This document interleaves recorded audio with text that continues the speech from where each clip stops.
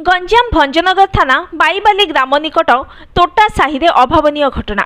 घरे शोइथिबा समय रे माटी कांथ उपरे पड़ी जिबारु 2.5 वर्षर शिशुपुत्रर मृत्यु होईछि।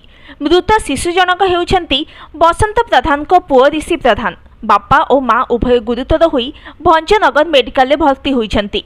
सूचना मुताबक गतकाली राति तमाम अति प्रबल वर्षा हेबारु माटी कांथटी बतुरी जिबा द्वारा भुसुड़ी पड़िछि। माँ बापा और शिशु एकाठी शोइथिबा बेले घटिथिला अघटन। परिवार लोके उद्धार करी समस्तंकु भंजनगर मेडिकल रे भर्ती करिथिले। सेठारे डाक्टर शिशुपुत्र को मृत घोषणा करिथिबा बेले बापा और मांकर चिकित्सा चलिछि। पूर्वरु हाथीपल आसी घर भांगी देइथिला। वन विभाग और प्रशासन को जणाइथिले मध्य जरी पालके क्षतिपूरण किछि मिली नथिबा अभियोग होईछि।